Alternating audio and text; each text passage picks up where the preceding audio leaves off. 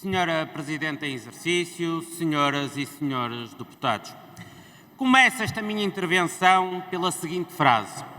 os portugueses podem confiar no BES que as folgas de capital são mais do que suficientes para cobrir a exposição que o banco tem à parte não financeira, mesmo na situação mais adversa. O autor desta frase não foi Ricardo Salgado ou qualquer administrador do Banco Espírito Santo. O autor desta frase foi o professor Aníbal Cavaco Silva, então Presidente da República, em julho de 2014, foi perentório em afirmar que o Banco de Portugal tinha assegurado por diversas vezes a solidez financeira do Banco Espírito Santo. Passados poucos mais de 15 dias desta afirmação, em 3 de agosto de 2014, Carlos Costa, então Governador do Banco de Portugal, anunciou a resolução do Banco Espírito Santo, num processo que custou mais de 8 mil milhões de euros aos cofres do Estado e que levou à perda de poupanças de vários milhares de milhões de euros pertencentes a clientes e investidores, muitos deles a viver atualmente com graves dificuldades financeiras e outros que perderam as suas poupanças de uma vida, levando ao desespero e muitas vezes ao suicídio. Não podemos ignorar o facto de muitos desses clientes e investidores que inocentemente acreditaram nas palavras do poder político serem imigrantes e que de forma totalmente voluntária e respondendo aos vários apelos dos seus governantes foram enviando durante décadas todos os recursos do seu trabalho, confiando nos bancos nacionais em detrimento dos bancos estrangeiros. Sabemos hoje, após todo o desenrolar do processo BES, que há 5 mil credores e 5 mil milhões de euros a pagar, e que em todos os processos foram prestadas as devidas informações aos clientes antes da subscrição dos instrumentos financeiros,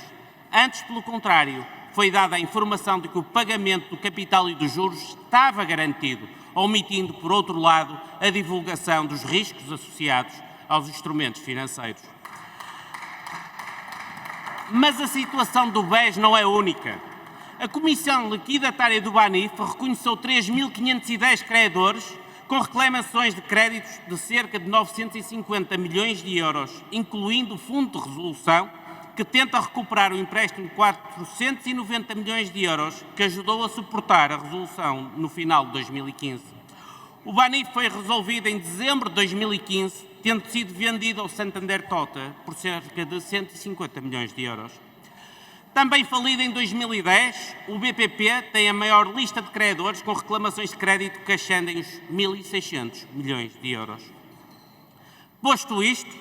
há já muito significativa perda de poupanças, os clientes e investidores lesados ainda tiveram de adicionar outro pesado custo: a luta na Justiça, que tem travado ao longo dos anos após as várias insolvências. Muitos dos lesados que tentaram recuperar os valores perdidos deparam-se hoje com a humilhação das graves custas judiciais que têm a pagar, muitos deles sem capacidade financeira para o fazer. Assim, entendemos que o Estado deve adotar a postura ética e moral de rapidamente encontrar soluções junto das várias instituições financeiras associadas ao processo, tentando recuperar as perdas dos lesados da banca, concebendo adicionalmente um regime de isenção de custas judiciais das várias ações já intentadas pelos investidores lesados da banca, assegurando-se um mecanismo de compensação adequado para os autores cujas ações já estão findas. Mas, senhoras e senhores deputados, as insolvências da banca não atingiram somente os clientes e os investidores. As insolvências da banca atingiram toda a sociedade portuguesa. Só entre 2008 e 2021, o setor financeiro custou ao erário público mais de 22 mil milhões de euros, dos quais 8,3 mil milhões se destinaram a apoios canalizados via Fundo de Resolução,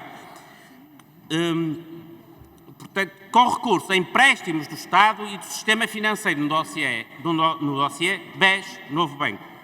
E sim, senhora deputada Inês Sousa Real, ao contrário do que a senhora afirmou, o Fundo de Resolução prevê devolver o dinheiro ao Estado até 2046.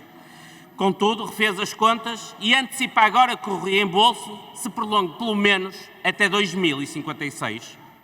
Notícias recentes veiculadas pela comunicação social dão-nos nota que em 2022 o novo banco triplicou os seus lucros para um valor superior a 560 milhões de euros, tendo no primeiro trimestre deste ano obtido quase 150 milhões de euros. Face a estes resultados, recai sobre o Governo o dever imperioso de renegociar o financiamento público concedido em condições mais vantajosas para o Estado. É inadmissível o Estado esperar no mínimo 30 anos para recuperar o que injetou no BES novo banco, quando a banca continua a apresentar lucros recorde. Senhoras e senhores deputados, a verdade é que o ano 2022 foi um super ano para a banca. Só os 5 maiores bancos a operarem em Portugal, Caixa Geral de Depósitos, BPI, Novo Banco, BCP e Santander, fecharam 2022 com um dos melhores resultados de sempre. Foram quase 2,6 mil milhões de euros, um aumento de 71% face ao ano anterior.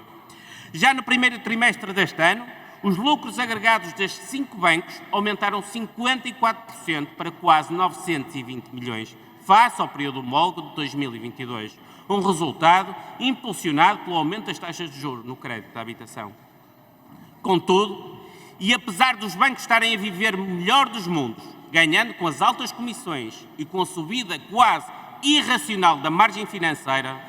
não é justo nem ético que os lucros exuberantes sejam conseguidos, castigando as famílias portuguesas que continuam a ter das taxas de crédito de habitação mais altas e das poupanças mais mal remuneradas da zona euro. Muito obrigado.